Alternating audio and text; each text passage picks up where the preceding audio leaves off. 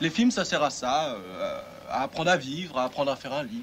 Bonjour et bienvenue à tous et surtout bonne année. Bonne année! Bonne année! Ah voilà, ça fait plaisir de vous retrouver après ces fêtes passées. Alors vous avez beaucoup de chance parce que l'émission aurait pu ne jamais avoir lieu puisque nous avons eu pléthore de problèmes techniques aujourd'hui avec notre studio d'enregistrement et on ne sait finalement pas ce qui était vraiment le problème, mais à force d'avoir changé 8 fois d'ordinateur, eh bien nous sommes en mesure de vous présenter cette émission. Il y avait des gremlins dans le Mac. Eh ben voilà, eh ben c'était peut-être tout simplement ça. Donc on vient de vous expliquer finalement de façon tout à fait indirecte quel allait être le sujet de cette émission. Alors pas que Gremlins. Tout à fait.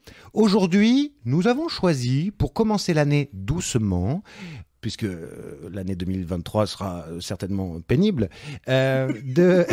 Ça commence Ben oui, bien. bien sûr, Comme toutes les autres, en fait. comme toutes les autres, ça ressemble énormément, de choisir chacun un film que vous aviez qualifié, chers amis, de feel good movies, hein, comme Ouais. disent nos amis anglo-saxons. Alors, voilà, en fait, pas besoin d'en dire beaucoup plus. Chacun a choisi son petit film et eh bien les autres l'ont regardé, évidemment. Et c'est de ça dont nous allons parler aujourd'hui. Alors évidemment, ce ne sont pas des films forcément dans lesquels on se sent bien, au sens où on a déjà fait Nancy Meyer, par exemple. Donc tous les films étaient pris. Et à titre personnel, j'aurais très volontiers cité Jurassic Park, mais on en a déjà parlé. Donc... forcé de constater et de faire que, bon, alors, comment ça se passe? Nous avons choisi d'autres films. Alors, par quoi commence-t-on? Déjà, on va donner la liste. On verra bien comment on les traite. Alors, Alénis, qu'est-ce que vous aviez choisi? Alors moi, j'ai choisi un film de mon adolescence dont le titre est Good Morning England, qui est réalisé par Richard Curtis. Et tu nous rappelais Nancy Meyers, mais en fait, Richard Curtis, c'est aussi le réalisateur de Love Actually et 4 mariages et un enterrement. Donc, on reste dans cette mouvance de comédie romantique, sympathique, rythmée, drôle, etc. oui, tout ça, quoi. Voilà. C'est comment il s'appelle le rocker là, qui a une voix un peu comme ça. Eddie Mitchell? Non, celui qui parle de musique. Ah, Philippe Manœuvre, Philippe Manœuvre. Excessive Session. Alors, c'est un disque sorti en 1994. Je finis super mal en fait. Ah, il y a quelque chose. Je sais pas pourquoi je me suis lancé. La posture est excellente. Il manque juste les lunettes fumées, quoi. Enfin, les lunettes de soleil, oui. Ah, Donc Bernard voilà Madoff. voilà pour mon choix. ah oui, pardon. On est dans le thème du rock, hein, cela dit. Bah, Oui. bien sûr, voilà. Absolument. Et toi, Louis, quel film as-tu choisi? Alors, un film sorti. Non. Moi, j'ai choisi. Alors, j'ai mis du temps à trouver. Et je pense qu'en fait, les évidences sont parfois les choses les plus difficiles à remettre en lumière. Et en fait, j'ai un film qui m'est venu que je regardais souvent à Noël quand j'étais gosse, c'était Gremlins. Et en fait, je me suis souvenu que je préférais un autre film à Gremlins, c'est sa suite en fait, Gremlins 2, la nouvelle génération, réalisé par Joe Dante, qui avait réalisé également le premier en 1990. Et je l'ai choisi parce que c'est vraiment un film que j'aime beaucoup, qui m'a suivi en fait depuis que je suis tout petit, mais pas pour les mêmes raisons. C'est-à-dire que ce qui fait que je l'aime beaucoup aujourd'hui, c'est pas forcément exactement les raisons qui faisaient que je l'aimais bien quand j'étais gosse. Et c'est aussi une suite assez, entre guillemets, méconnue. Alors, il y a encore beaucoup de gens qui savent pas forcément que Gremlins a eu une suite. Et surtout, c'est une suite souvent moyennement appréciée, qui est moins appréciée que le premier. Donc, voilà, j'avais envie d'en parler, et tout simplement parce que, comme le titre de l'émission l'indique, c'est un film que je me sens bien dedans. Voilà. Et pourquoi ses parents, au réalisateur, ils l'ont pas appelé Al? Eh? Je l'ai pas. Al dente! Tu lui as même offert la chute. Bien sûr. Grazie Un mille. monstre à Nice. Alors moi, qu'est-ce que j'ai choisi? Merde, je me le suis pas noté justement. Alors moi, j'avais choisi le premier film réalisé par Agnès Jaoui, donc Le Goût des autres, sorti en 1901. En 2000. En 2000 pile. Ouais. Bah, c'est ce que j'ai noté. Oui. Il est sorti le 9,99 décembre 1999. Voilà, donc c'est pour ça, selon les plateformes, ça peut changer d'un millénaire. Non mais oui, alors bon. Jaoui, évidemment co-scénarisé avec Bakri, et surtout donc sa première réalisation. Elle en a fait plein d'autres après, hein. Tous très bien d'ailleurs. Et bon, on verra, film bien sûr dramatique, mais quand même à que je me sens bien dedans aussi. Alors, eh bien, À brûle pour point, sans coup fait rire et assaut et à gambade. C'est la deuxième fois que tu m'introduis comme À brûle pour point. Oui, je crois. C'était quoi je crois que la dernière émission, c'était quoi? Ah non, je t'ai dit à tout seigneur, tout honneur. Ah voilà, tout seigneur, tout Ah, honneur. La prochaine fois, ce sera exclusivement en locution latine. Voilà. Donc, qui bene amat, bene castigat. Alors, pourquoi donc ce film sur le rock'n'roll? Alors, pourquoi donc ce film sur le rock'n'roll? Eh bien, écoutez, c'est déjà pour vous en parler un peu, pour le pitcher un peu. C'est l'histoire d'un jeune homme, Karl, qui est envoyé par sa mère sur un bateau avec presque que des messieurs qui font de la radio, parce qu'il s'est fait virer de son lycée. Et Karl, il ne connaît pas son père, et donc il va un peu trouver dans tous ces messieurs une figure fraternelle, voire paternelle, et ça va lui faire du bien. Et donc voilà, il va leur arriver plein d'aventures, des histoires d'amour, des histoires de désamour, des histoires contre le gouvernement anglais qui cherche par tous les moyens à les faire chuter. Et c'est très drôle. Chuter d'ailleurs. Chuter? Ouais, je sais pas. Non, ça marche pas. Bah oui, parce qu'ils veulent que c'est une émission radio pirate. Je veux Oui. dire. Hein. Allez en gros, faire, chute tais-toi, quoi. Voilà, va chuter. Ah oui. Oui. Bon. Oui. C'est du latin Oui. aussi, ça? C'est du. Oui, c'est Ça vient. troisième déclinaison. Et donc voilà pour la petite histoire. Et moi, c'est un film que j'ai découvert quand je suis arrivée au lycée et que j'ai dû regarder approximativement de ma seconde à ma terminale, peut-être entre 1 à 2 fois par mois toute l'année. Ah oui. Pas mal. Donc je l'ai vu pas mal de fois, on va dire. J'avais ça et j'avais le Roméo et Juliette de Zeffirelli, que je crois que c'est Zeffirelli que je regardais entre Non, c'est deux. Baz Luhrmann. Et donc voilà, c'est un film qui me plaît beaucoup, que je n'avais pas revu depuis longtemps, là, pour le coup, et dont les punchlines me font toujours beaucoup rire. Alors, moi, je le regarde en VF parce que j'ai eu l'habitude de le regarder en VF depuis que je suis ado, du coup. Et j'ai quand même une petite anecdote à vous raconter, parce que pour vous dire à quel point ce film est important pour moi, quand j'étais adolescente, j'étais à l'internat, j'étais au lycée Jeanne d'Arc à Rouen, on en reparlera un petit peu après. Et j'étais à l'internat, et donc les garçons étaient au premier étage et les filles étaient au 2e, 3e et 4e étage. Et le mercredi après-midi, on pouvait rentrer à l'internat, faire notre petite vie. Et ma meilleure amie Manon, que je salue, doit préparer un exposé sur Good Morning England avec Nathan, qui sera son futur conjoint, père de son enfant, etc. Donc voilà, trop la folie, quoi. Et donc elle monte au premier étage pour regarder ce film avec Nathan, mais les filles n'ont pas le droit d'aller à l'étage des garçons. Eh oui. Évidemment. Ça paraît logique. Nathan est déjà raide dingue de Manon, hein, depuis toujours, depuis la seconde, premier instant, première seconde. Ah mais ça balance là. Mais c'est Est-ce que les noms ont été incroyable, modifiés? Pas du pour- tout. Ok, bah on les salue. Hein. Donc à ce moment-là, il sort ça. Non. Ah pardon. Et je m'apprête à monter dans ma chambre et je vois un surveillant aller à l'étage des garçons, et j'ai juste le temps d'envoyer le message à Manon en mode planque-toi, t'as le surveillant qui arrive. Et en fait, il l'a chopé et ils ont dû se barrer. Bon, ça va, elle a pas eu de gros problèmes parce qu'ils allaient vraiment regarder un film et prendre 2-3 notes, tu vois. Mais et voilà, ça me fait rire parce que c'est vraiment, ça me rappelle toute cette justement. Mais c'est marrant parce que le film parle un peu de cette transgression adolescente. C'est ça, c'est Mais exactement alors, ça. c'est drôle parce que moi qui ai été surveillant d'internat, eh bien. J'ai surpris un jour 2 gosses en train de regarder Good Morning Non, England. mais en train de baiser, et j'ai fait demi-tour. Parce que je me suis dit, non, quand même, ça se fait pas. Putain, C'était un c'est mercredi chaud. après-midi, alors j'ai pas voulu, j'ai ouvert la porte et j'ai fait, mon grand Dieu. Donc je me suis signé 3 fois, j'ai rebroussé chemin, et j'ai appelé l'élève de très loin pour que quand même le garçon ait le temps de remballer le matériel. Ouais. Parce que je me suis dit, c'est vraiment... Mais en fait, t'as ouvert la porte et c'était J'étais déjà... là, comme ça, au bout de la chambre, Ah en bah train de ouais. faire... Mais il y en avait, hein. Eh ouais, oui. Donc tu vois, quand même, il aurait pu le rester 5 minutes, d'autant que regarder un film. Oui, Oh, et ça puis va. pour le coup, vraiment, limite, l'un assis, enfin, tu vois, vraiment, Bah, c'était pas... C'était le lycée Jeanne d'Arc. Hein. Oui, voilà, ouais. c'est... Non, Non, ça il y n'a rien à avait voir. aussi il y avait aussi Oui, ce oui, que voilà. tu nous Bon. expliques Ouais, là. on mais- entendait des voix dans les couloirs. Quoi. Et effectivement, c'est un peu l'histoire du film, la transgression, on va dire, de jeunes gens anglais par rapport Qui à un regardent des système. films sur leur ordinateur. Non. Et il y a... Non, The Vieux Il y a Bateau. juste une autre chose, et je pense qu'on va en parler aussi pour sûrement vos 2 autres films, c'est la question de la nostalgie. Mm. Et il y a un moment dans Good Morning England, il y a le personnage du comte, celui qu'on appelle le comte, qui explique au jeune Karl que il est en train de se rendre compte qu'il vit les meilleures années de sa vie, les meilleurs moments de sa vie, et il est déjà un peu nostalgique de ce qu'il est en train de vivre. Et je sais qu'au lycée, moi, j'avais un peu ce sentiment de vivre des super expériences et de me rendre déjà compte que ça allait se finir à un moment ou à un autre et j'allais plus jamais revivre des choses aussi intenses. Alors c'est vrai, c'est faux, on s'en fout un peu, mais je trouve ça marrant justement d'être resté sur un film qui finalement a une sensibilité que je pense que je devais déjà avoir à l'époque et quelque chose qui me travaille encore aujourd'hui. Mais c'est assez bien vu parce que il dit oui, on est au sommet de quelque chose et on peut plus que dégringoler en substance. Et le pire, c'est que je pense que historiquement, c'est pas complètement faux en fait. C'est-à-dire que ça doit être la fin des 30 Glorieuses, plus ou moins. Et de fait, même si depuis on a des téléphones portables qui vont sur Internet, des mecs qui s'achètent des fusées pour aller faire les cons dans l'espace ou je sais pas quoi, je pense qu'effectivement cette période-là, peut-être que nous on fantasme parce qu'on l'a pas connu, hein, mais c'est peut-être le meilleur moment de l'humanité, quoi. Et que depuis, mine de rien, oui, il y a plein de choses qu'on a en termes de matériel mieux qu'avant, mais finalement là, c'est vrai que même si t'es pas fanat de rock'n'roll, moi j'aime plutôt bien le rock'n'roll, mais tu ne peux pas rester devant ce film sans prendre un panard énorme, quoi. Parce que finalement pour eux c'est tout. Enfin, je veux dire, il y a quelque chose qui est à la fois crétin, parce que aujourd'hui, voilà, tu les vois, les mecs avec leur guitare dans la rue, t'as envie de leur dire putain, trouve-toi un boulot, tu m'emmerdes. Mais en même temps, il y a que ça dans leur vie, quoi.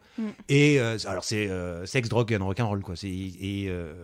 Et tu te dirais quand même, nous, on est arrivé vraiment sur la génération de merde, tu vois, née en fin 80 ou pire 90. Alors là, sex, drogue, rock'n'roll, c'est terminé, quoi. Hein. C'est IST, dépression, machin.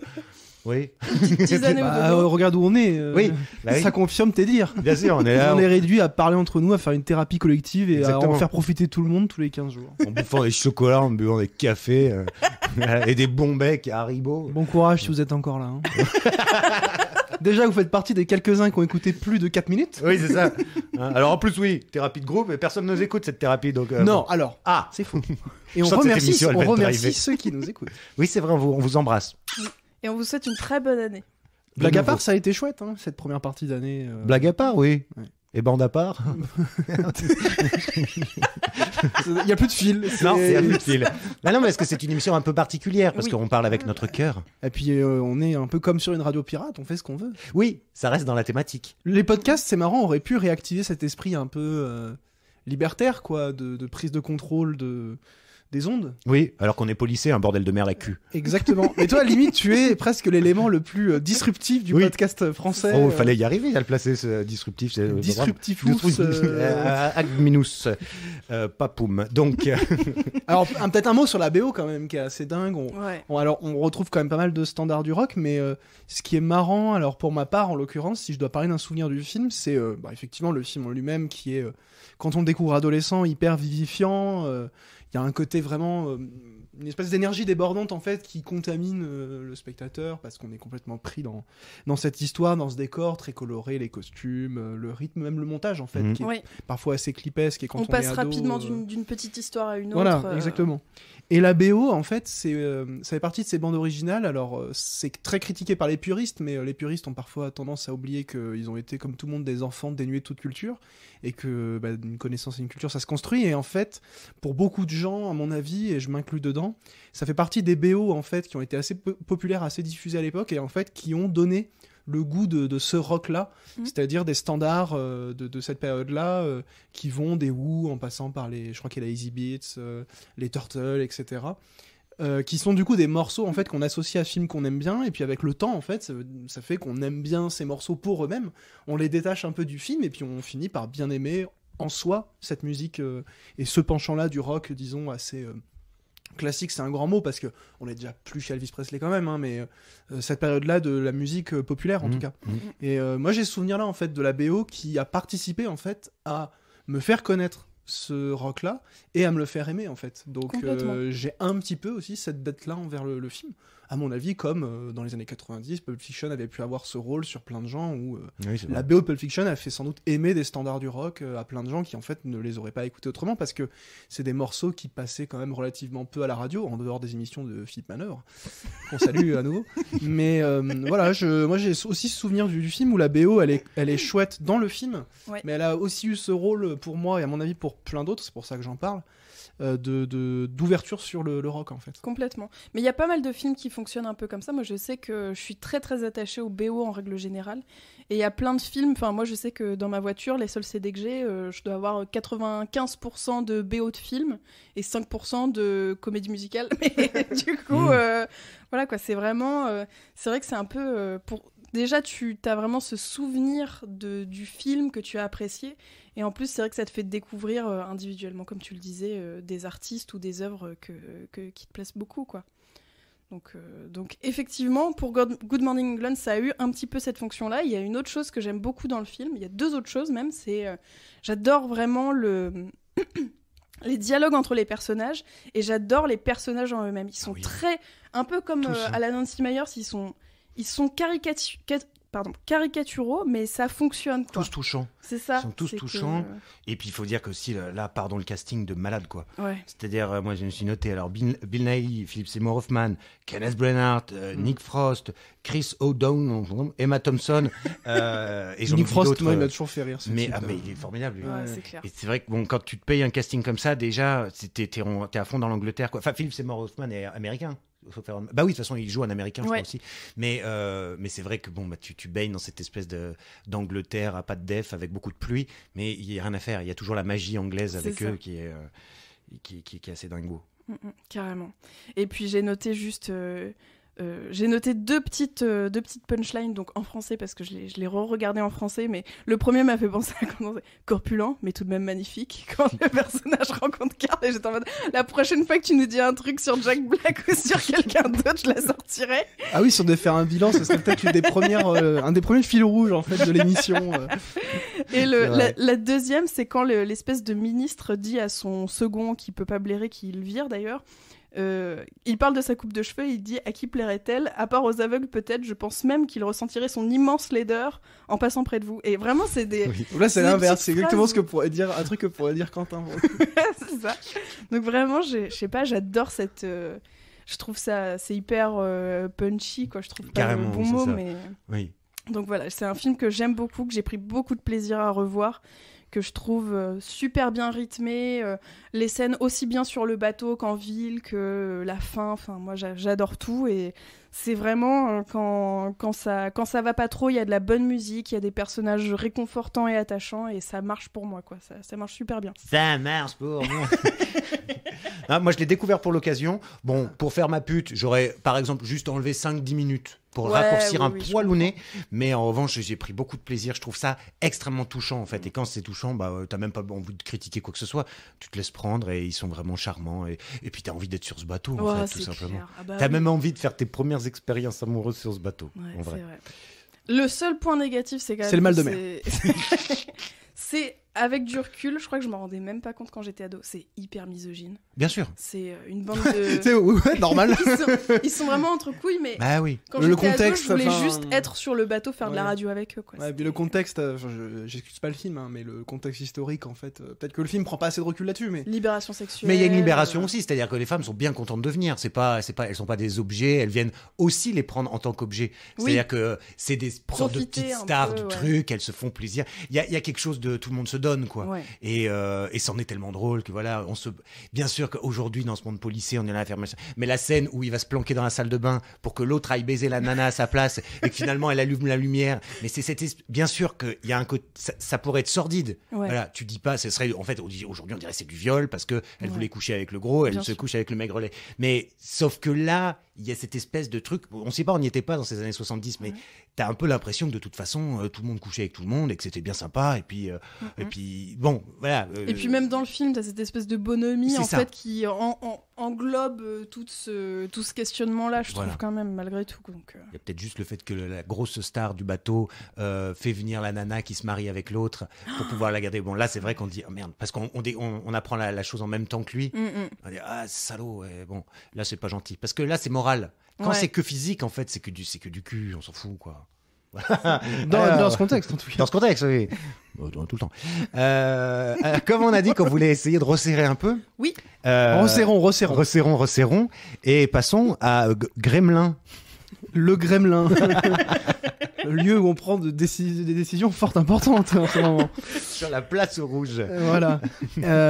Oui, je vous introduisais rapidement Gremlins 2 par rapport à ce qu'il évoquait pour moi. Donc c'est un film que j'aimais beaucoup quand j'étais enfant, et j'ai appris à le réaimer un peu différemment avec le temps. Donc c'est la suite du film culte de 1984 qui avait été réalisé par Joe Dante, et simplement pour un petit peu de contexte, Joe Dante lui voulait pas faire de suite parce que il considérait que son histoire avait un début et une fin. que c'était très bien comme ça, et quand on voit Gremlins, effectivement, il y a une conclusion un peu cyclique, où finalement, le film est assez clos sur lui-même. Sauf qu'évidemment, ça a été un tel succès que la Warner Bros. Qui produisait le film demande une suite. Joe Dante dit non, donc la Warner va mettre en marge des suites, essayer de trouver un réalisateur, etc. Il va y avoir plusieurs projets où on va vouloir déplacer l'action à Las Vegas, voire même sur Mars. Il voulait faire une suite qui se passe peut-être sur Mars. Et finalement, en fait, rien ne prend, donc le studio va retourner voir Joe Dante, qui va finir par accepter à 2 conditions. D'avoir un budget beaucoup plus conséquent que le premier, et surtout d'avoir carte blanche sur le film d'un point de vue créatif. Ce que la Warner va finalement accepter, puisqu'à ce moment-là, Joe Dante est plutôt en position de force, parce qu'il a réalisé un succès. Et à mes yeux, c'est ce qui... je vous donne ce contexte parce que ça éclaire pas mal en fait ce à quoi finit par ressembler le film. Quand on s'intéresse un peu à Joe Dante, on voit que c'est quelqu'un de très cinéphile, qui aime beaucoup le cinéma, qui connaît très bien le cinéma, et qui en fait a toujours adoré le patchwork. Un de ses premiers films... un de ses premiers, disons, gros travail cinéphilique, c'était un montage en fait hyper long, qui était un peu un working progress parce qu'il l'alimentait régulièrement de plein d'extraits de films qu'il avait collés ensemble pour en fait raconter une espèce de pseudo-histoire qui était plus une espèce d'odyssée d'images issues de plein de films et des films qu'il aimait, donc beaucoup des films de monstres, type Les monstres attaquent la ville par exemple, qui était un vieux film des années 50 avec des fourmis géantes qui attaquaient une ville, etc. Godzilla, voilà, des films comme ça. Et en fait, Gremlins 2, je trouve, traduit parfaitement cet état d'esprit qui était le sien, en fait, de patchwork, de références accumulées dans un cadre qui est celui, cette fois-ci, d'un film, en fait, hollywoodien, et de ses propres dires. Et à cette époque-là, à mon avis, c'est pas complètement faux. À ses yeux, il s'agissait, au moment où le film sort, du film hollywoodien le plus barré, le plus étrange qui avait été fait jusqu'ici. Et en tout cas, il y a une espèce, en fait, d'excès qui traverse tout le film. Et en fait, moi, quand j'étais enfant... juste en fait ça m'éclatait parce qu'il y avait une espèce de jeu de piste géant avec une quantité astronomique de références qui ont d'ailleurs plusieurs strates en fait, parce que pour raconter un petit peu l'histoire, le premier film, on a le concept quoi, c'est-à-dire il y a un papa inventeur un peu nul qui veut offrir un cadeau de Noël original à son fils. Il lui offre une petite créature qu'on appelle un mogwai, qui est une créature inconnue qu'il découvre dans une boutique. Il lui offre, il y a que 2 consignes qui est données par le vendeur, c'est ne pas mouiller la créature et ne pas lui donner à manger après minuit. Bon, évidemment, assez rapidement, le mogwai, qui est appelé Gizmo, va être mouillé. On se rend compte que quand on le mouille, il se multiplie en plein de petits mogwai. Et il y a un des mogwai qui est un peu plus maléfique que les autres, qui va décider de couper le réveil de Billy, l'enfant à qui on offre ce Gizmo. Et quand il mange après minuit, il se transforme en énorme cocon dégueulasse, qui en fait eux-mêmes donnent naissance à des gremlins, qui sont donc la version un peu reptile, méchante, dégueulasse, de ces petites créatures toutes poilues, toutes mignonnes à la base. Donc ça, c'est le concept de base. Et après, ils vont tout détruire dans la ville, c'est complètement anarchique. Le premier film était déjà un film assez loufoque, etc., notamment avec cette grande scène de cinéma à la fin où tous les gremlins sont au cinéma en train de regarder Blanche-Neige, ils sont fans de Blanche-Neige et on fait exploser le cinéma pour s'en débarrasser. Enfin, c'est un film assez fou. Et donc dans la suite, en fait, on a le même concept, sauf que cette fois-ci, Billy retrouve Gizmo dans un des étages en fait du grand immeuble new-yorkais dans lequel il travaille. Gizmo qui est enfermé dans une espèce de labo de recherche chimique un peu grotesque en fait dans un tel lieu, qui est géré par 2 jumeaux qui font penser aux deux jumeaux d'Alice au Pays des Merveilles quasiment. Et du coup, en fait, il va le retrouver, donc forcément, il va être mouillé, forcément, ils vont manger après minuit. Donc, il y a plein de gremlins qui se retrouvent cette fois-ci, non plus dans une petite bourgade américaine, mais dans un grand immeuble américain complètement absurde, parce qu'en fait, chaque étage, c'est une espèce de monde à part entière, où on a un plateau de télé, enfin un étage de studio de télé dans lequel il y a plein de décors différents, on a un laboratoire, on a des bureaux. Et en fait, ça devient un immense terrain de jeu. Il y a de tout, quoi. Il y a tout, en fait. Il y a même un cinéma, à un moment donné, avec une scène, pour ma part, assez mémorable. Je pense une des premières fois où on brise le 4e mur sous mes yeux. Et on voit Hulk Hogan. Et on voit Hulk Hogan, qui nous parle. Hulk Hogan me parle, j'écoute, en fait. Enfin, je veux dire, c'était mon prophète à moi. Et en fait, quand j'étais petit, ça m'éclatait. Parce qu'il y avait un côté complètement jouissif quoi. C'est les gremlins, ils cassent tout. Et en plus là cette fois-ci il y a des gremlins Batman, il y a des gremlins qui ont un peu des personnalités plus appuyées. Il y a un gremlins féminin qui est assez grotesque, mais quand on est enfant ça nous fait rire parce que quand on est enfant on est grossier. Et il y a une espèce de jeu comme ça de piste en fait qui s'engage où quand on est enfant on essaye de repérer ce qu'on connaît. Et en fait, en grandissant, ce qui m'a beaucoup intéressé, c'est que quand on regarde un peu l'évolution du cinéma américain, on se rend compte que c'est peut-être un des seuls films qui a à ce point réussi en fait le patchwork et ce travail un petit peu, alors le moment prout-prout, il en faut toujours un. C'était pas avant Non, jusque-là, je résume le film, ça va. Le côté un peu post-moderne que Oui, prend c'est le ça. cinéma en fait américain après ça, c'est-à-dire a beaucoup fonctionné en référence et en auto-référence, et en fait a un peu toujours travaillé les mêmes images, les mêmes mythes, etc. Et en fait, ce qui est drôle, c'est que Joe Dante, il le fait de manière parodique et de manière explicitement provocatrice, parce que en fait, il fait ça pour se moquer des suites, pour se moquer du toujours plus du cinéma américain. Et en fait, il y a un côté autodestructeur qui est génial, parce qu'en même temps, c'est un vrai film, quoi. Je veux dire. C'est très il y a jusqu'au boutiste. Et en quoi. fait, c'est même, moi, j'irais même jusqu'à dire que c'est quasiment radical. Enfin, il y a des gags qui sont un peu dans la tendance des Y a-t-il un pilote dans l'avion, c'est-à-dire vraiment, disons, second degré, un peu brisage de quatrième mur, c'est-à-dire en fait, on se met à parler directement au spectateur.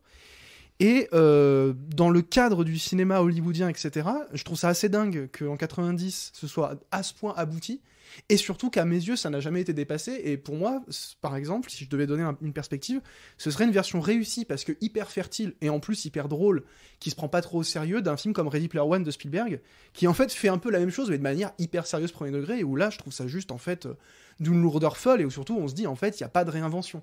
Là, en fait, j'ai l'impression que ce que fait Joe Dante, c'est essayer d'imaginer ce que ça peut être d'être inventif, avec une matière déjà préexistante, et donc qui a priori priverait d'imagination, parce qu'en fait tout existe déjà, c'est que des références déjà existantes, c'est la suite d'un film dont on connaît le concept, et pour lui le concept est épuisé, et en fait il va dire, bah en fait on va juste tout exploser, on va pousser tous les potards au maximum, donc premièrement ce serait impossible de refaire une suite, parce qu'en fait ça, on est déjà allé au bout du truc, Ouais, c'est ça. et en plus c'est juste mais l'éclatate quoi, enfin tu sens que quand il fait le film, juste il s'éclate en fait, et il fait un peu n'importe quoi. Ouais.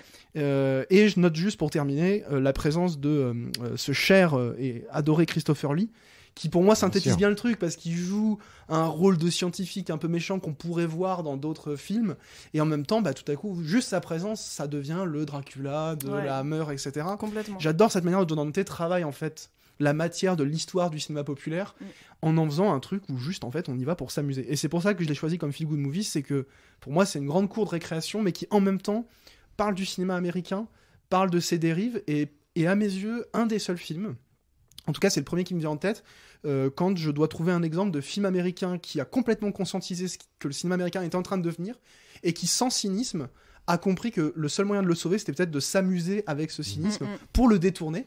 Et en fait, il y a un truc assez subversif là-dedans que je trouve en fait juste jouissif, parce qu'en plus, c'est pas du tout un travail intellectuel, c'est un pur travail d'amusement. Ouais, créatif, ouais, c'est très créatif, c'est très... Et en fait, ça plaît aux enfants parce qu'on s'amuse, et ça plaît aux intellos de merde comme moi parce qu'on y voit en plus une espèce de réflexion. T'as 300, ouais, c'est ça, t'as 300 références par minute, Oui, c'est hyper drôle. Ouais, je suis assez d'accord. En plus, par rapport à ce qu'on a dit sur Jurassic Park et Jurassic World précédemment, ouais, en termes de suite, là, ouais, au moins, c'est aussi chouette de voir un réalisateur dire « Ok, je fais une suite, mais il y aura rien d'autre après, quoi. » C'est vraiment, je mets tout à fond, et puis voilà. Et qu'il fait à fond, c'est cool aussi, parce que même qu'on l'aime ou qu'on l'aime pas, ce film, effectivement... au moins, il essaye pas de tirer sur la corde de ah bah il y aura peut-être un petit message caché à la fin pour faire encore autre chose. Non, c'est bon quoi, on a tout fait. Ça, je sais plus combien de temps il dure, 1h40 je crois. Ouais, 1h50. je crois qu'il dure quasiment la durée exacte du premier. Je crois que c'est 1h42, quelque chose comme ça. C'est ça. Donc voilà, je mets tout ce que j'ai à mettre. En plus, cette grande tour hyper bizarre, ouais, très capitaliste. Celle de Trump, un peu. Ouais, c'est il y ça. a un personnage qui d'ailleurs est assez directement, celui qui détient la tour, ouais. C'est assez directement une référence à Trump, qui à cette époque-là a été le grand mania, le grand capitaliste américain qui a des tours, des casinos, des entreprises, tu en vois là. Et qui se fait écraser par en fait les Gremlins, qui incarnent une espèce de force primitive du chaos, quoi. C'est juste l'anarchie. En fait, eux, ils ont pas d'autre ambition que de s'amuser en fait quelque part, et s'amuser ça veut dire tout casser en fait. Il y a un truc un peu comme ça c'est de la subversion pour de la subversion. Eux ils viennent, ils cassent tout. Et il y a ce fameux Gremlin Saint-Élo au milieu qui a le même pull à col roulé que Foucault. Enfin moi je le vois un peu comme une espèce de, c'est un peu Foucault quoi. Et moi il me fait trop rire ce Gremlins là. Le panoptique dans la prison. Oui. Non, c'est vrai. Alors ça c'est rigolo. Il parle de pulsion scopique plus ou moins. Ah oui. C'est peut-être le moment où j'ai accéléré aussi, parce que j'ai dû un peu accélérer le film. Je suis désolé. Alors déjà que c'est hystérique de base, en accéléré, ça doit être. Disons, tu vois, j'ai sauté quoi. Ouais. Sauté parce que j'ai eu quelques. Alors je l'avais déjà vu moi, mais il y a enfant aussi. Et je sais pas, ça reste un peu un mystère pour moi. C'est-à-dire, je pense qu'enfant, j'avais pas dû adorer, mais là, encore moins parce que je me demande une chose, mais je crois dont on avait peut-être déjà parlé. C'est finalement à qui c'est pour qui ce genre de film? Parce que c'est pour c'est les une question enfants, qu'on quand peut même, poser, ouais. sortie de Gizmo. Ils foutent quand même un peu les chocottes, les Gremlins. Tu vois. Bah, c'est un peu un film dégueulasse. d'horreur pour enfants. Ouais, mais moi je trouve que c'est cradingue parce que le reptile, ça a cette peau quand même qui est un peu. Et alors, c'est encore pire quand il se transforme en reptile vegetable, où on dirait du Archimboldo. Là. Moi, j'ai un gros problème avec les maladies de peau. Tout ça, ça me fout la gerbe. Donc là, j'ai l'impression qu'il a une maladie de peau en plus d'être déjà à la base un truc avec une peau dégueulasse puisque c'est un reptile. Et donc, ça fait quand même peur les scènes, tu sais, où il se fait écraser dans le broie papier. Dans tout le ça. broie. Ouais. Et en même temps, Comme la scène du micro-ondes du premier. Où il explose dans un micro-ondes. Mais le premier, moi par exemple, on me l'avait montré à l'école, au collège, pour collège au cinéma. Ouais, au collège, ouais, ok. Mais pour moi, c'est plus cet âge-là. Mais tu sais, dans les années 90, moi j'ai été enfant plutôt dans les années 2000, mais même encore à l'époque, on jouait avec les crados. Nos jeux préférés, c'était souvent des jeux avec des petits monstres en fait. Enfin, les enfants, ils ont quand même aussi une fascination pour les petits trucs dégueulasses. C'est vrai, Ouais. c'est vrai. Enfin, il y avait aussi puis ce truc, l'espèce de rebelle, gobelin, là, ouais, une espèce c'est de ça. marionnette qui représentait des gobelins qui faisaient penser aux Gremlins en fait même. Donc, je comprends ce que tu veux dire et en même temps, j'ai quand même l'impression que ça joue assez pile avec ce que les jeunes garçons notamment, parce que c'était plutôt marketé pour les garçons ce genre de jouet, adoraient, enfin les trucs crados. Oh bah quoi. les Je dis pas que les filles pouvaient pas jouer avec ça. Non hein, mais tu vois les petits mogwai c'était plutôt mixte. Hein. Enfin, je parle vraiment du jouet, pas forcément du film, mais du jouet en lui-même. Oui. Mais bon, le côté jouet pour enfants, à mon avis, joue un peu là-dedans. Après, c'est vrai que oui, quand c'est le petit gentil, Ouais. c'est jamais qu'un petit chat, quoi. Enfin, c'est entre le petit chat et le cochon d'Inde. Ouais, donc, c'est ça. voilà. Il fait trop de la peine en plus, il se fait Au début, bisu de ouf par Ouais, les c'est gros horrible. gremlins là. Ouais, enfin bon, il fait bien. Enfin, Oui, bon, bah, Ouais, d'ailleurs, c'est de sa faute à la base. Hein. Bah oui, mais Enfin, il c'est s'est sa- caché. Sa faute, le c'est d'être pauvre. un mogwai en fait. Ouais, oui, c'est voilà. ça, c'est Oui. le pauvre. Ah oui, c'est quand il va se planquer derrière la grille, Bah là, oui. tout ça. Oui, oui. Ouais. Oui, on a de la sympathie pour Et lui. la marionnette est très. Enfin, l'animatronique, qui est un mélange de marionnette d'animatronique comme dans le Ouais. premier en 90, c'est encore plus perfectionné et c'est quand même assez. Et d'effets spéciaux, non? Je crois pas qu'il y ait de numérique dans celui-là. Puis en Parce que plus, quand- en 90, c'est quand même. Quand il marche sur les trucs, on a l'impression que Oui, c'est. je pense qu'en fait, c'est de l'incrustation de. Voilà. C'est une marionnette Ah oui, qui a qu'on a- été réincrustée. Ok, euh, oui, c'est ça. Mais c'est vrai que les incrustes, notamment, il y a un moment, il y a un Gremlins gargouille qui attaque un des personnages du premier film d'ailleurs qui déteste les Gremlins, qui s'immisce dans les machines non américaines en gros. Ce Gremlins, c'est ça à la base, hein, c'est des petites créatures qu'on imagine être à l'origine des bugs techniques des avions. Mm. C'est pour ça que je parlais d'un Gremlins dans le Mac tout à l'heure d'ailleurs. Ah oui, oui. Et lui, en fait, il se fait agresser par un Gremlins gargouille, et là, l'incrustation, elle est un peu visible pour le coup, mais bon, en dehors de ça, quand même, le film est assez. C'est pas horrible. Hein. Ça, Non, et c'est- puis, c'est pas. On voit qu'il y a beaucoup plus de moyens que sur le premier parce Ouais. qu'une nouvelle fois, il y a plein de gremlins différents qui ont tous un peu leur pouvoir. À un moment, c'est là aussi où c'est la foire, quoi. Il y a un gremlins électrique à un moment donné qui rentre dans les circuits et on se dit, en fait, on a l'impression que John Dante imagine toutes les méthodes, il fait une liste de tous les moyens les plus absurdes, les plus fous, les plus destructeurs à travers lesquels les gremlins peuvent juste foutre le bordel dans ce monde ultra organisé, capitaliste, de la tour qui doit faire du profit. Et eux, en fait, ils sont là pour faire la fête. Et ça se finit d'ailleurs dans le hall où à la base ils font une espèce de grosse fiesta en fait. Ouais, c'est quoi. ça. C'est vraiment, c'est Oui, juste. C'est Non mais ils ont une grosse pulsion d'Arras, c'est juste des. En fait les gremlins c'est juste des gros partouzeurs qui débarquent quelque part, qui veulent foutre le. C'est un peu en fait comme dans Good Morning England en fait. Ils veulent juste s'amuser. Il y a un peu de ça, hein. Ils sont moins dégueux dans Good Morning England, mais à part ça, ils sont moins Ils sont moins reptiliens, quoi. Voilà, c'est ça. Il n'y a pas de pustules, des trucs comme ça, Ouais, ouais. c'est ça. Mm. Moi, j'ai une question d'ailleurs, en re-regardant les Gremlins 2, j'ai repensé vraiment à un souvenir de film d'enfance, mais dont j'arrive pas à me souvenir du titre. Vous allez peut-être pouvoir m'aider, et sinon, les auditeurs et auditrices, vous allez peut-être pouvoir m'aider aussi.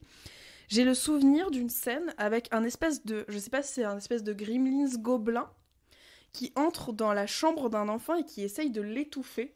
Et il y a une histoire avec un petit oiseau jaune aussi qui est dans la chambre. Et je crois qu'il le bouffe ou un truc comme ça. Est-ce que ça vous dit quelque chose, Alors cette dit scène comme ou pas ça, pas du tout, mais c'est peut-être pas le pré-Shaun, des films comme ça avec des petites Willow. créatures. Ah, Bah mais ouais, en rigole vrai, pas, chasse, Willow, wesh. demandons aux auditeurs parce que. Ouais. Donc voilà, une espèce de petite créature un peu semi-gobelin, mais tout petit, qui vraiment monte dans le lit d'un enfant pour essayer de lui mettre les mains sur la bouche Ça pour fait essayer de super peur. l'étouffer. Mais oui, mais j'ai ce T'es souvenir sûr là. que c'était pas un cauchemar à toi Peut-être, mais j'aimerais bien le savoir si c'est le cas. Si c'est le cas, ouais. je J'avais pense qu'il peut-être faut vu se faire justement aider, les Alice. Gremlins et après je me suis endormie, j'ai fait genre ah qu'est-ce qui se passe. Ben, Non, je suis presque sûre que ça vient d'un film. Demande mais- ouverte en tout cas. Voilà. Je regarderai Willow parce que c'est Mais non, mais Willow, c'est un peu médiéval fantastique. Oui, complètement, Non, ouais. non, c'est pas ça. Mais ça aurait pu être lui, mais lui, il a pas de raison. Il est gentil, Willow, le Bah personnage oui. du nain. Ouais. Enfin, de la personne de petite taille, j'imagine qu'il faut dire maintenant. Personne n'a rien dit. Ah non, mais Vous auriez vu son Attends, visage se je me fais déformer de censurer haine. constamment. Maintenant, je lis des trucs sur Par qui Instagram. Par qui? Mais je préfère pas en parler sur cette antenne. Alors maintenant, je fais, voilà, moi, je m'en fous, hein. Qu'on me mette en prison, qu'ils viennent me chercher, comme disait l'autre. Big Brother is watching. Ouais, voilà, hearing me, listening to me, motherfucker. Alors, Jaoui. Bah oui, quand même. Alors, là, c'est quand même autre... Une belle découverte pour Louis et moi-même, d'ailleurs. Ouais, je l'ai vu ce matin, moi. Ce matin même, je l'ai vu. Eh bien, oui, alors oui, c'était une découverte pour tous les deux. Ouais.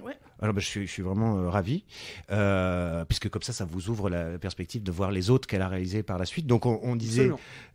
oui, pardon, parce que donc on l'a dit tout à l'heure en introduction, Le goût des autres, 2000, Agnès Jaoui. 2000, c'est l'année. Hein, Elle est rude, la transition, quand même. Hein. Elle est chaude. Gremlins, Après Gremlins, tac, Le Parce goût des autres. qu'autant Good Morning England, Gremlins, bon, Oui, on pouvait... on fait la fête sur un bateau ou dans un immeuble. Mais là- Attends, laisse-moi trouver. Ouais, bon, il y a des scènes de bar. Hein, voilà, c'est tout. Ouais. Alors, feel good movies, oui et non, dans la mesure où effectivement c'est plutôt dramatique, hein, mais comme c'est l'humour Jaoui Bakri, c'est cette espèce de, comment appelle-t-on ça, c'est cet humour un peu désespéré, je dirais, donc qui fait que mélancolique. voilà. Ouais, Tu disais c'est quoi ça. tout à l'heure? Bah moi je disais que j'avais trouvé le film en fait vraiment on s'y plonge avec bonheur et en même temps il y a un truc très mélancolique, donc je parlais un peu de mélancolie, de douce mélancolie, quoi. Voilà. Et je trouve que c'est ça. Effectivement, ça résume très bien parce que, en soi, ce qui arrive au personnage n'est pas forcément toujours hyper cool, parfois même triste, mais alors ça serait très con de dire ça, je vais quand même le dire, mais c'est quand même tellement vrai, c'est-à-dire que c'est tellement ça ressemble tellement à nos vies à nous, c'est-à-dire que tu peux rire, pleurer, avoir une vie de merde, te faire plaquer, avoir envie de quitter quelqu'un, merci. Tu tapotes sur l'épaule justement. Mais et tous les personnages sont extrêmement touchants, alors à des degrés là aussi divers, parce que y a rien à faire. Bon, Gérard Lanvin par exemple est quelqu'un à cause de Gérard Lanvin même qui me touchera toujours moins que quasiment tous les autres, parce que je sais pas pourquoi j'ai associé à ce type l'image d'un gros connard, qu'il est peut-être pas, mais en plus, même il joue son souvent... personnage, il est un peu masculin. Ah bah là, il est horrible. Là, ouais. c'est l'homme. Alors aujourd'hui, on dirait, je sais pas quoi, peut-être toxique. Je suis pas sûr que ce soit toxique, mais en tout cas, c'est l'homme. C'est l'homme le connard, vrai, quoi. hein. Voilà, le connard. Ouais. Le connard et qui. Même pas, je suis pas sûre que ce soit tant un connard, c'est juste qu'il est tellement. Il a un côté tellement traditionnaliste Ouais, de mais ce que qu'il doit fait être Alain un Chabat, homme. quand même, Oui. c'est pas cool. Ah bah oui, c'est vrai finalement, puisqu'il lui pique Ouais. Ça- Oui, mais alors, oui, point. Mais, enfin, oubliez le mais faites une transition mieux. En même temps, moi, c'est ce que j'adore dans ce film, c'est que je trouve que les coups de foudre sont super joliment amenés. Parce que Lanvin, il a un vrai coup de foudre pour Mani, pour Oui. Agnès Jaoui. Ils se regardent tous les deux, il y a un truc qui se passe, c'est magique, quoi, et tu le vois en tant que spectateur. Mais d'ailleurs, donc, de tu quoi sais que ça peut pas être, de quoi qu'est-ce que ça parle ce film? Bah, juste avant que j'oublie, Agnès Jaoui qui a sûrement jamais été aussi belle que dans ce film-là. Trop mimi. Elle est extraordinaire.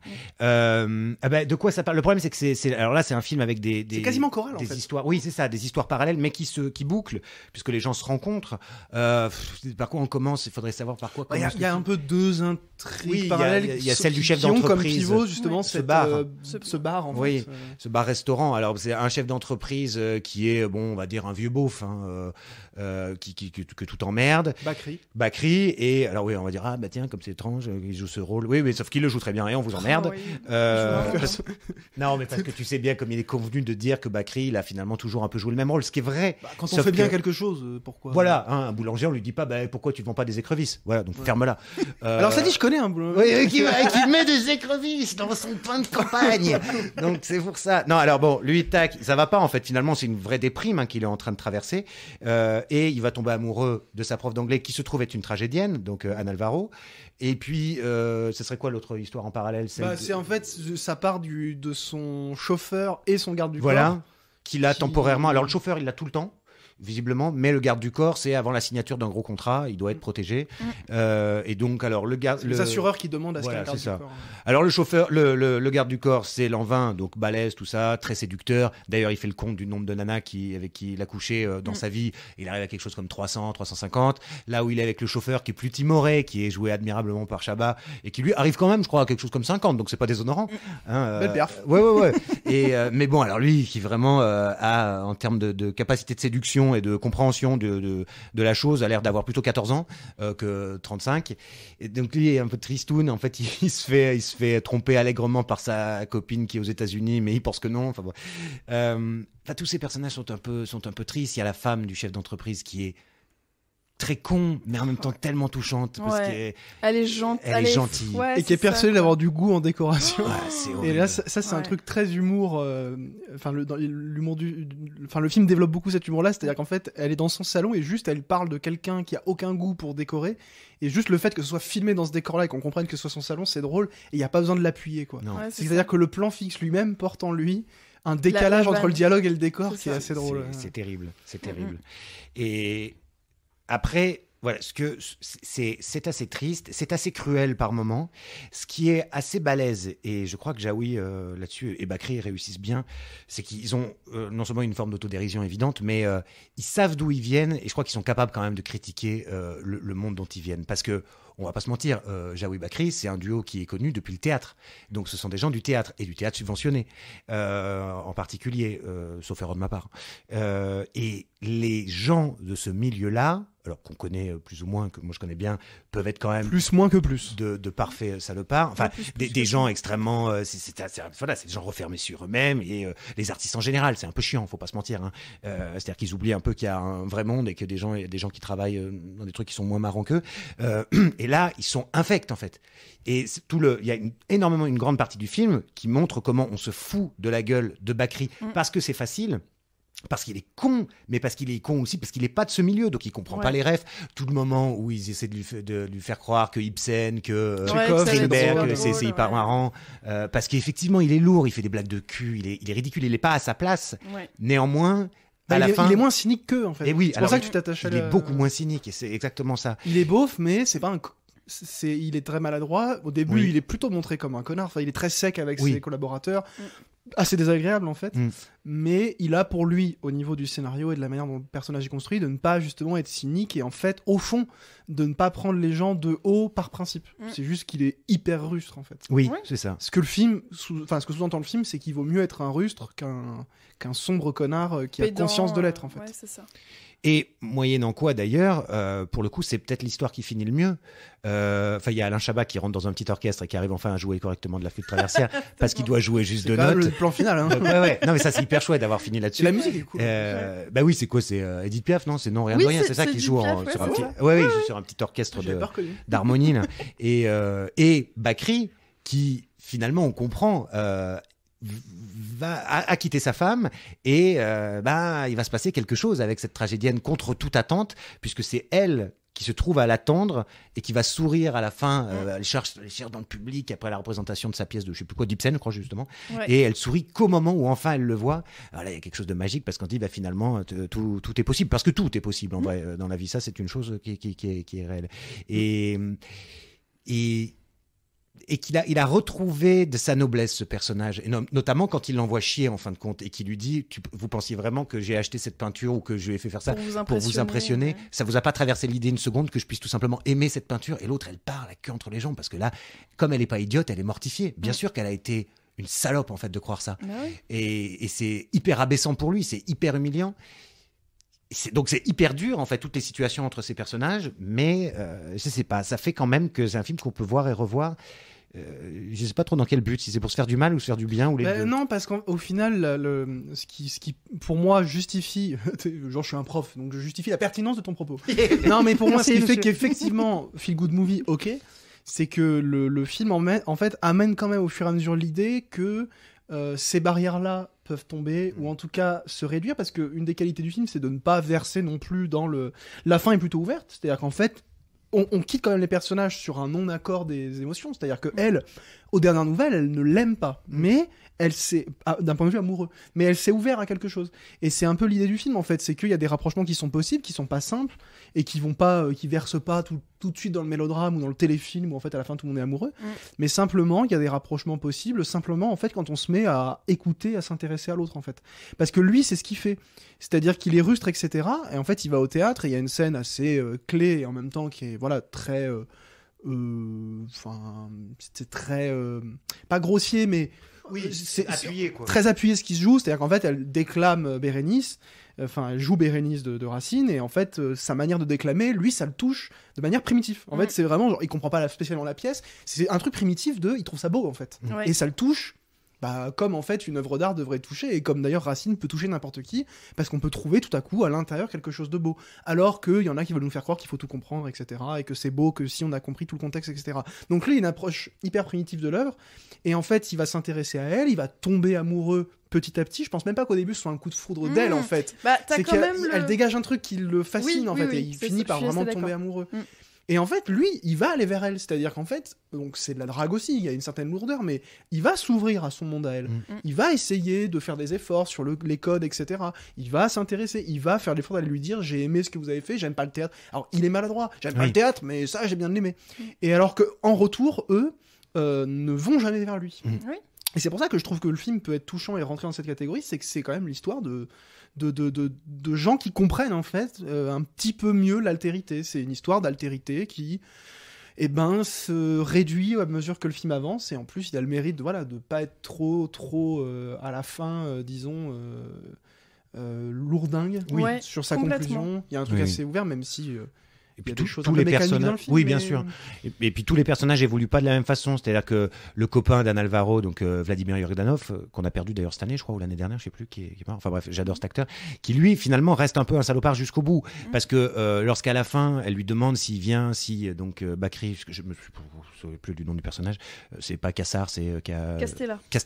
Est-ce qu'il va venir à la pièce? Il dit de toute façon on va pas se le cogner tout le temps maintenant, alors qu'il a bien profité du fait qu'il est allé il est allé son mec est allé peindre la devanture d'usine, on imagine que ça a fait un gros contrat, et lui par exemple pour le coup est un peu un salopard, c'est-à-dire qu'il reste vraiment dans son milieu, s'il peut prendre l'argent des riches, parce qu'évidemment on a beau être cultivé artiste, on n'a pas d'argent, donc il faut prendre l'argent des plus riches pour pouvoir continuer à s'amuser un petit peu quand même, parce que lui on sait pas trop ce qu'il fait quand même, il est l'agent de son mec, est-ce que c'est de ça qu'il vit, est-ce qu'il est galeriste, il est là quoi, il est là, c'est encore un de ces types qui intermédiaires, qui viennent de... un parasite, rôle, mais non, mais on sait pas trop si ça a pas l'air d'être le metteur en scène, donc on sait pas trop. Est-ce que c'est un agent, est-ce que c'est juste un pote qui gravite autour, c'est ça. Ouais, moi il y a autre chose aussi qui m'a beaucoup plu dans ce film.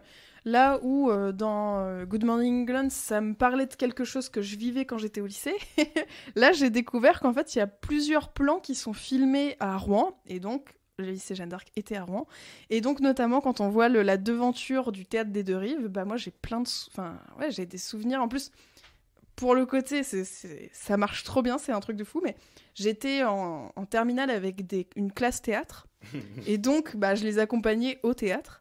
Et donc, le théâtre des Deux Rives, et puis j'avais des copains dans la rue qui remontaient. Donc vraiment, il y a des scènes aussi où juste moi, les lieux m'ont beaucoup touchée, parce que j'ai revu les parcs de la cathédrale de l'Hôtel de Ville, des lieux où j'étais quasiment tous les jours.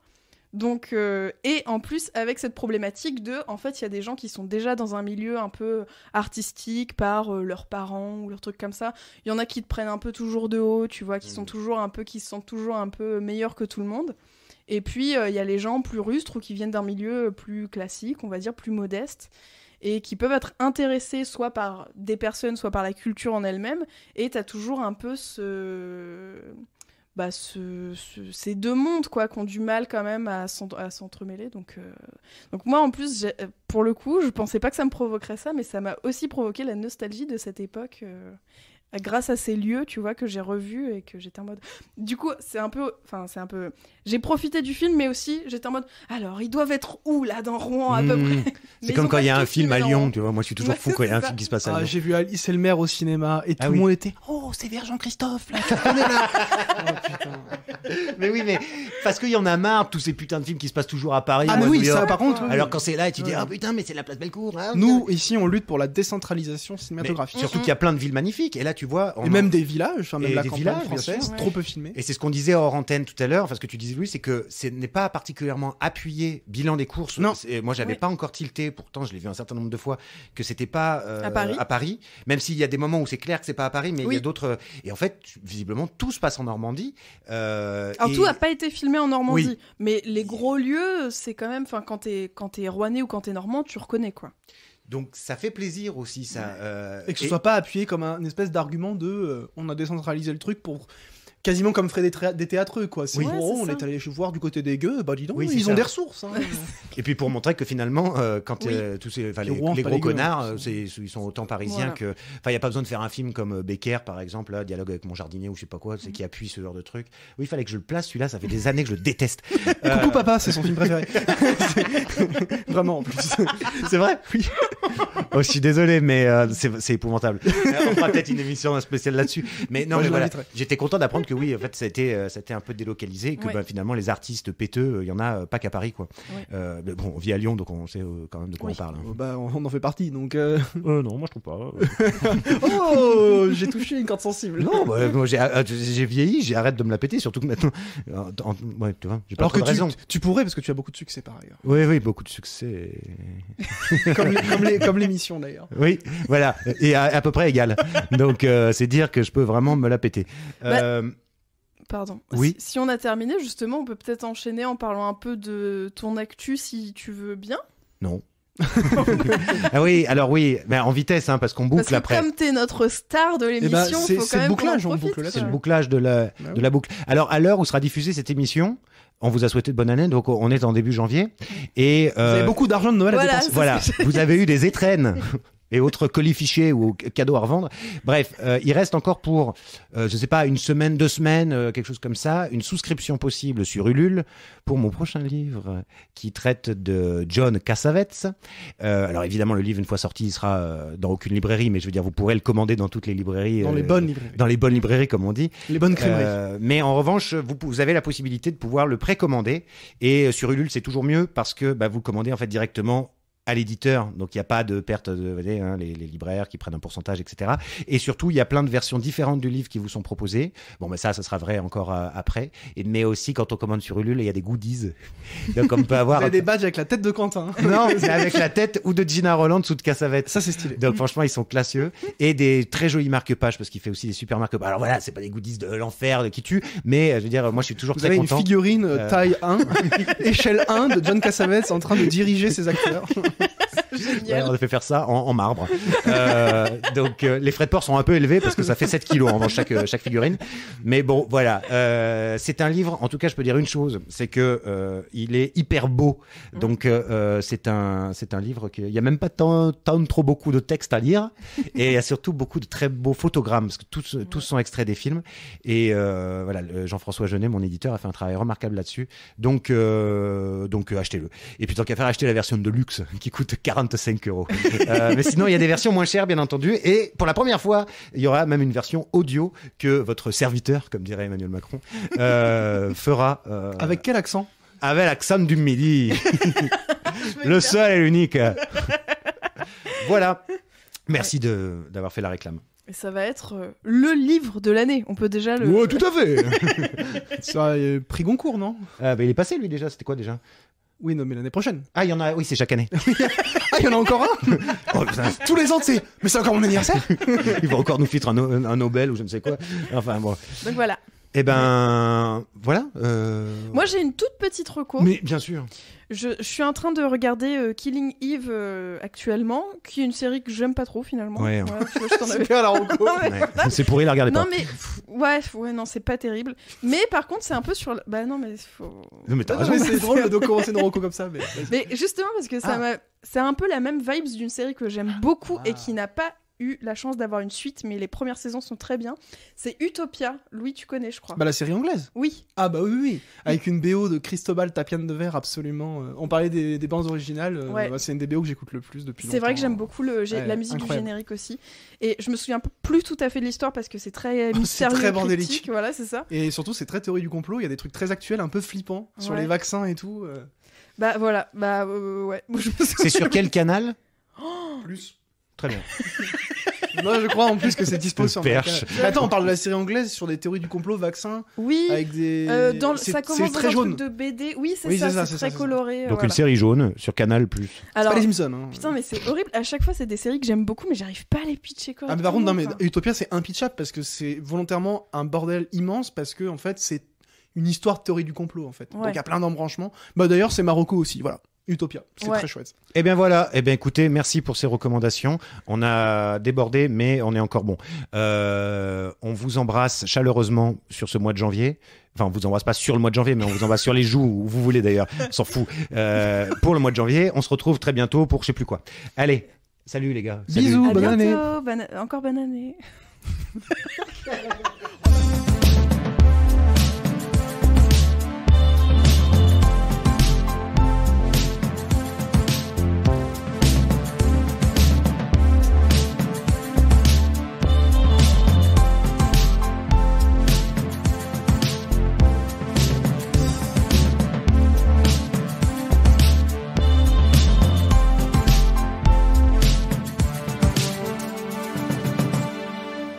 Les films, ça sert à ça, à apprendre à vivre, à apprendre à faire un lit.